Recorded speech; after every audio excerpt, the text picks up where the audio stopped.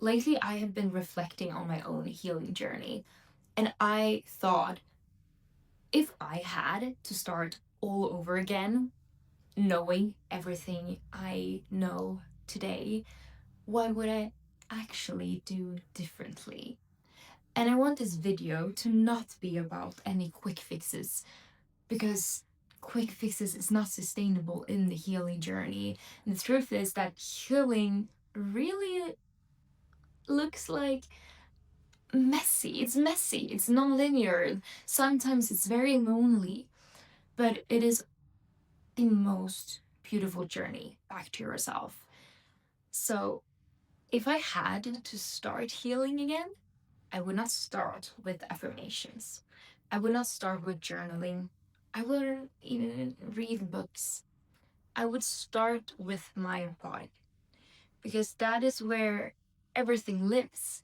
The fear lives in the body, the grief lives in the body, the memories, they are stored in the body.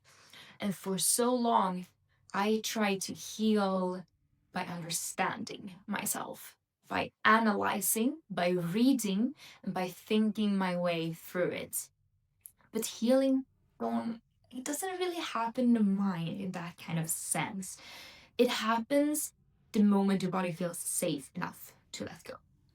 And I've always been a very black and white person. I am all in or all out. And it is a part of my nature, that intensity.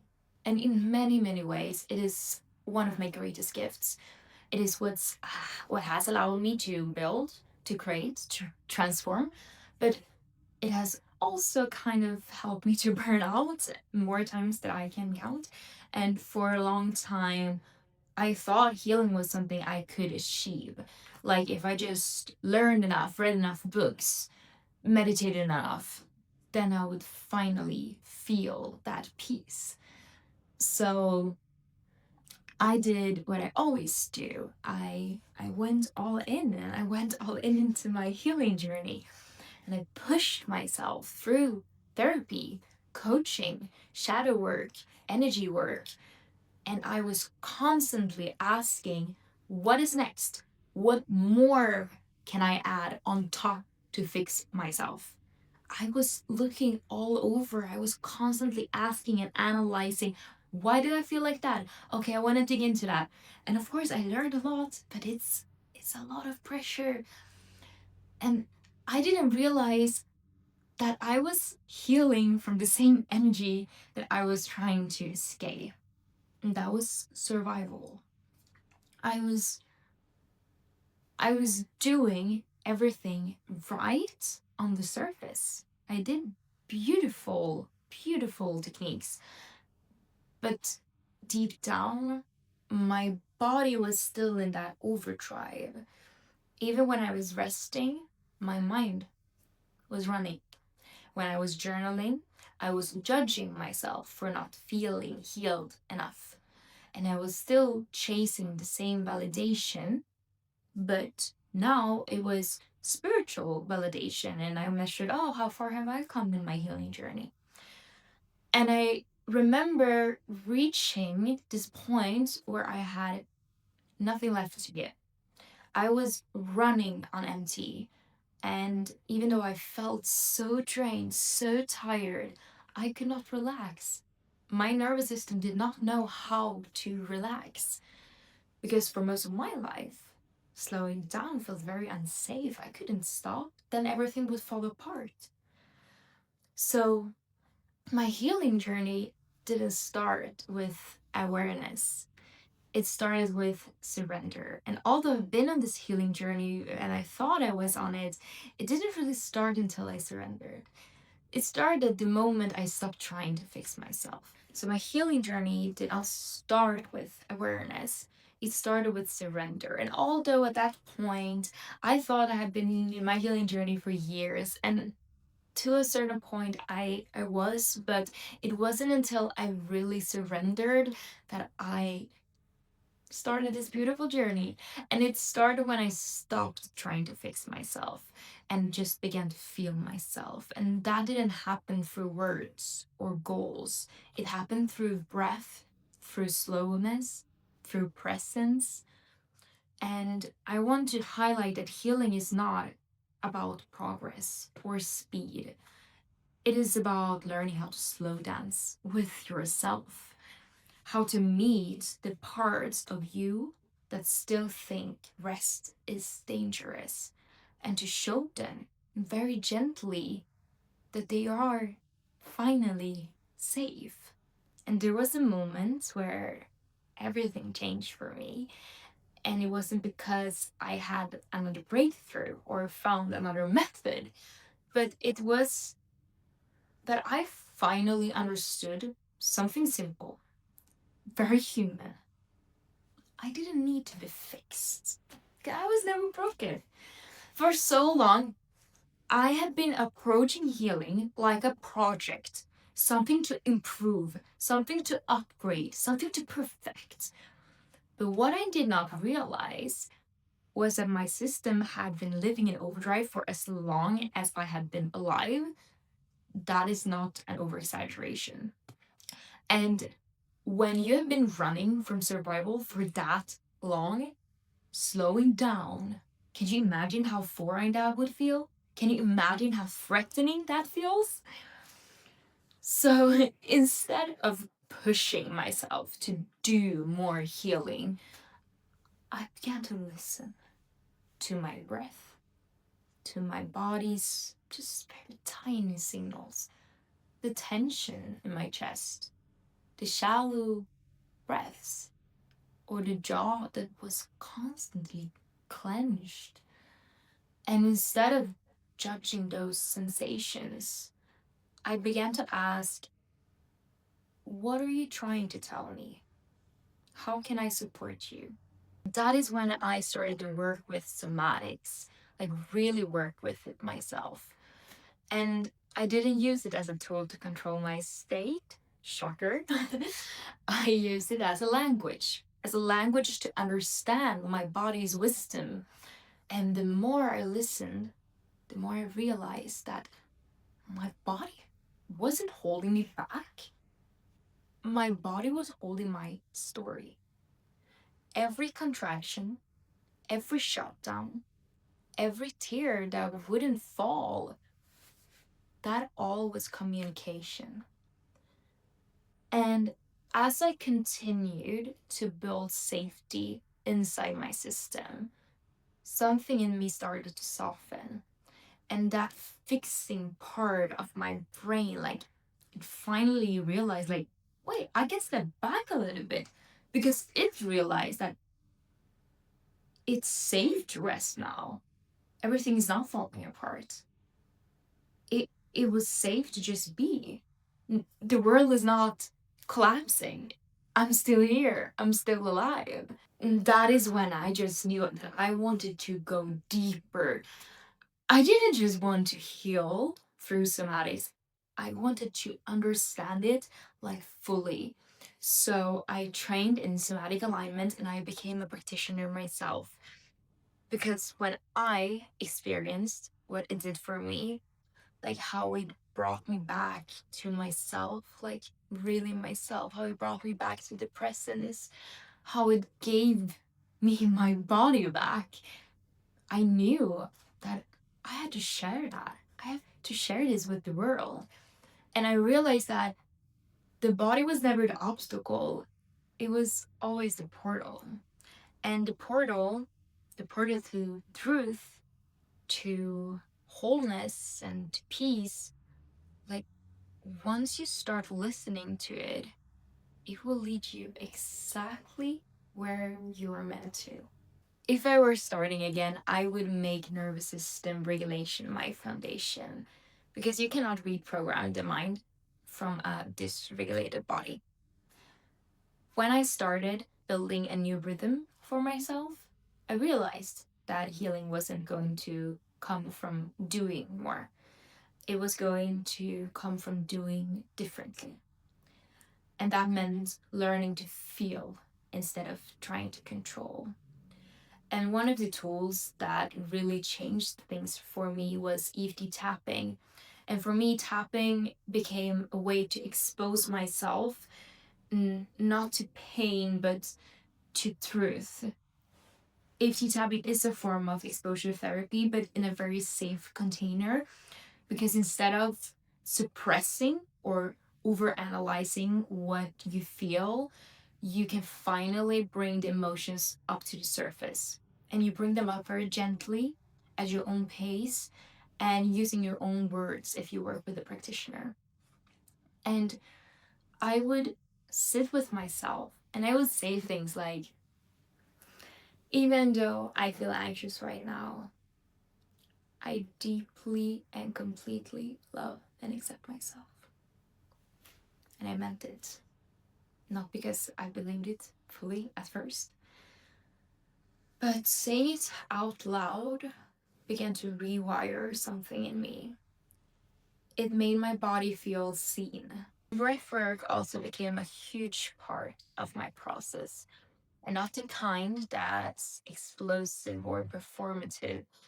What I needed was the kind that taught my body how to soften, how to regulate, how to exhale for the first time in years. And sometimes it was just placing my hand on my chest and breathing into the tightness until it melted, really focusing on a point, scanning the body. Can I feel any tightness inside it? Breathing into that point, and as I exhale, just letting it soften. And other times, it was just a few slow breaths between tasks. And that was a reminder that my worth wasn't measured by how much I can do. And I also incorporated movement, and I think that was one of my biggest transformations because I've always been the kind of person, as I mentioned, I go all in. So that also meant that I used to train very hard to the point where my body had nothing left to give, and I would drain myself and then wonder, like, why do I feel empty? I should feel stronger, right? Worked out really hard. And yes, exercise really used to be another way I tried to earn peace. But over time, as I started changing my relationship to myself, I also started changing my relationship to movement. And I began to ask myself, like, what could it feel like to move from love instead of pressure? And that is about the time when I found Pilates. I also started to strength train in a much more slower way, fewer reps, and just really feeling in, bringing in that mind muscle connection that I learned through Pilates. I also incorporated a lot of somatic movement, going back to yoga, just practices that weren't about pushing, but about presence. And I could catch myself sometimes, even in the yoga class, where I was pushing, and then it was that reminder to, like, no, I'm not living like this anymore. And I actively chose to do it differently.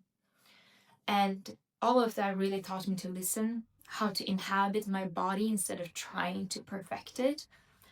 And now movement for me is my anchor. It's not an escape. It is where I return to feel instead of perform, where I meet myself exactly where I am. Because healing isn't about controlling the body, it is about learning how to trust your body again. And your mind can understand the story, but your body still remembers the fear. And that is okay. Because the body isn't slow, it's sacred. It moves at a pace of safety. And once the body starts feeling safe, the mind becomes more open to change. And that is when you can bring in the subconscious work. That is when I began to rewire the beliefs that kept me small through hypnosis, through inner child work, and that subconscious reprogramming. And for me, this whole journey became about something much deeper than my own stress or burnout. It became about breaking generational patterns.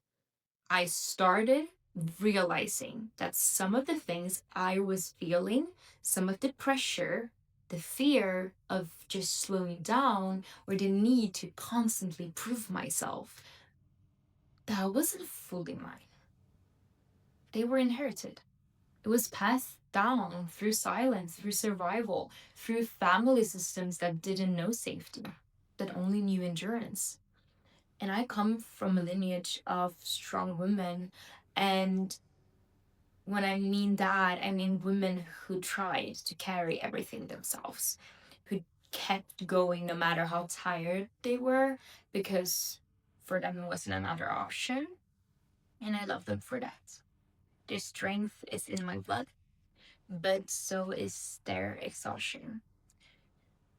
So is their tendency to overextend and to put everyone else first, to live on alert.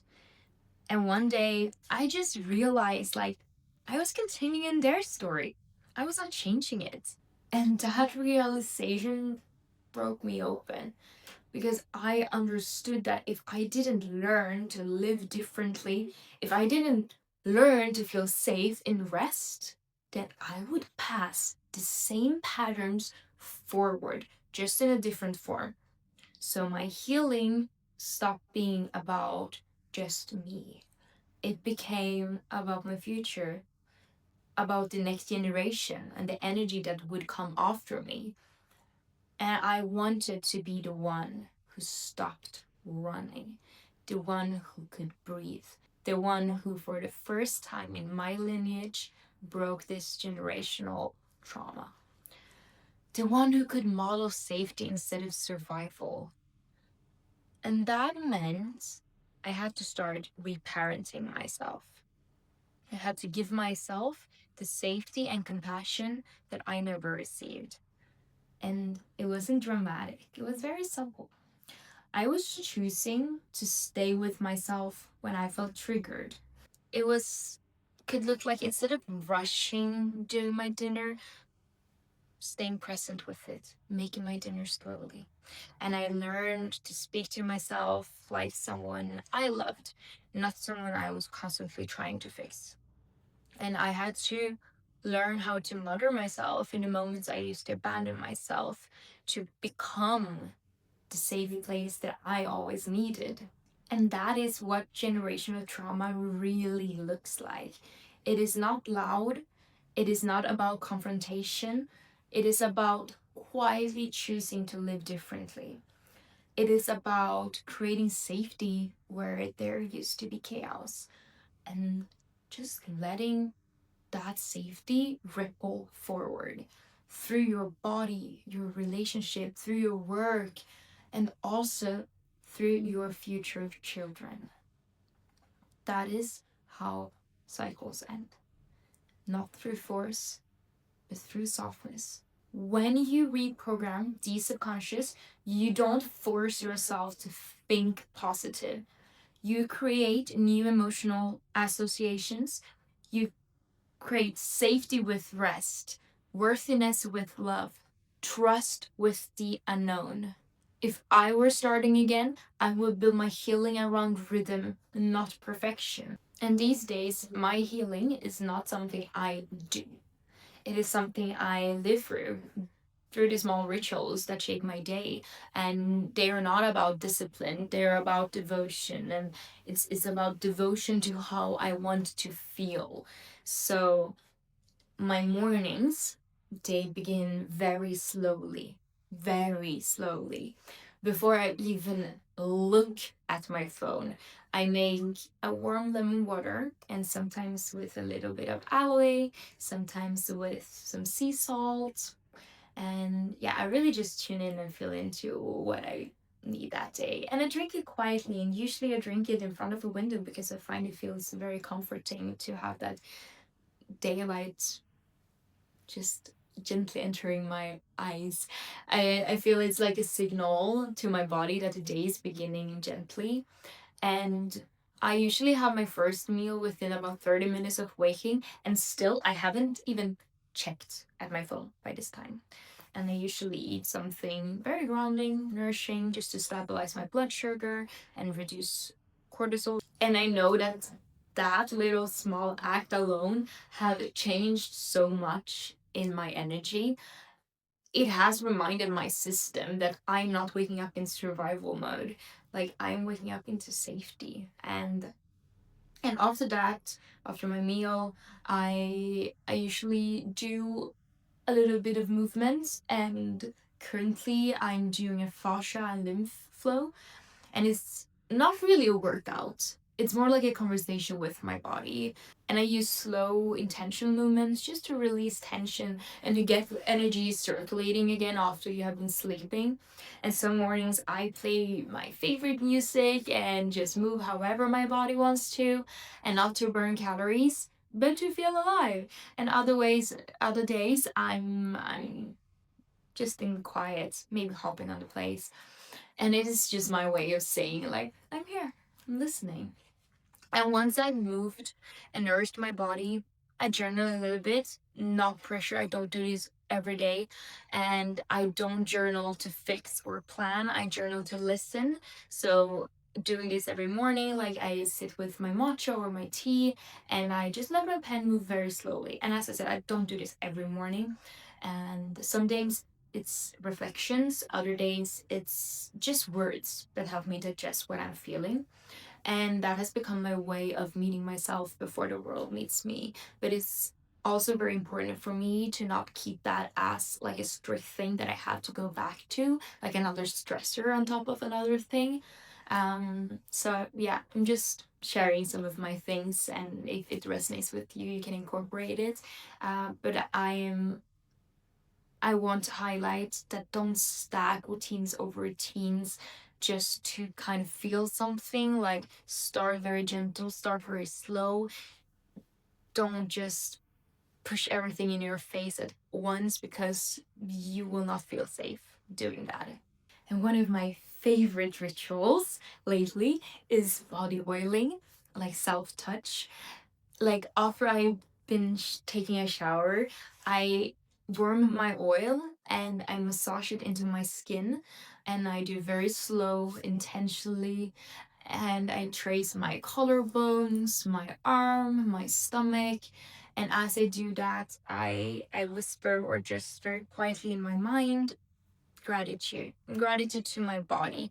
It's like a little quiet prayer, because for years I disconnected, like really disconnected from my body, and I treated it like something to control or improve, and I just want to honor it.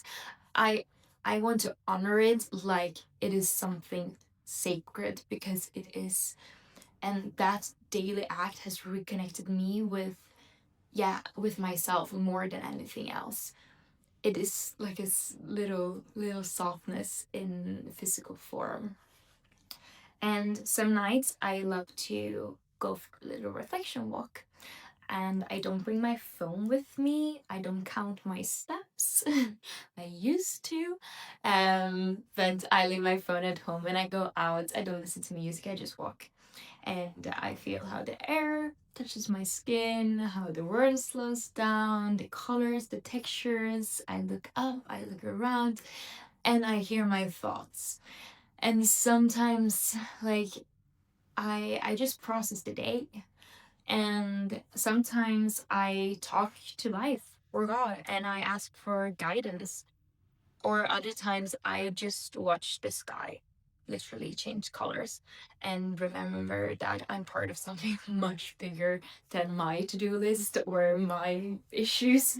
And these rituals, like all of the rituals I mentioned, might look very simple from the outside, but they become such anchors for me, and I see them as very, like, they're so wholesome and they're so sacred for me. They're just moments where my body, my mind, and my soul can come back into sync. And that is what healing really is. It is coming back to yourself over and over through the smallest acts of love. Healing is not about intensity, It is about consistency that feels safe. It is about showing your body day after day that you are not abandoning it anymore. And I used to think healing meant becoming someone new, and one way it might feel like someone new, but now I know it is about remembering who you have always been. And I think one of the biggest shifts in my healing has been learning to live slower, softer, deeper. And for so long, I thought depth came from intensity. And before I sat down here in front of the camera, I was reflecting on my own healing journey, and I kind of mapped out like what is my biggest shifts in my healing. And I think it has been learning to live slower, softer and deeper. I just know that for so long I thought depth came from intensity. I thought it came from working hard, from feeling everything deeply and really getting into that nitty gritty and like pushing for meaning in every experience. But I realized that true depth, like the kind that actually brings peace, lives in simplicity, in softness, in letting things take time they need. And I used to rush everything, even the beautiful things. If something felt good, I wanted to expand it immediately. And if something felt off, I wanted to fix it very fast. And my life was built around momentum. And it worked for a little while until it didn't. Until I realized I wasn't actually living, I was just managing my existence. I was surviving on adrenaline disguised as ambition. And when I finally stopped, when I began to slow down, it felt really terrifying because stillness exposes everything. All the things you have been running from start to surface. But it also shows you beauty. It shows you what you have never seen before. So now I move slower, but I feel so much more alive. My mornings aren't about productivity, they are about presence. My relationships aren't about performance, they are about depth. And I take longer walks, I eat slower meals, I let silence be sacred, and I trust that what is meant for me doesn't need to be chased. It arrives when I am grounded enough to receive it. And the more I soften, the more I see that softness was never weakness. It is strength in its purest form. Because softness means safety. It means my body finally believes that the world is not something to fight, it is something to experience. And that is what healing gave me. Not a perfect life, not endless peace, but the ability to live inside the ordinary moments and feel their richness. To sit in my kitchen with my morning light, holding my cup of matcha, and feel like I'm exactly where I am meant to be right now. Living slower doesn't mean you have lost your spark, it means your fire finally burns evenly. It doesn't burn in this wild burst that leave you empty, but it's a steady glow. It's a glow that sustains you. It means you trust yourself enough to no longer rush. And that, to me,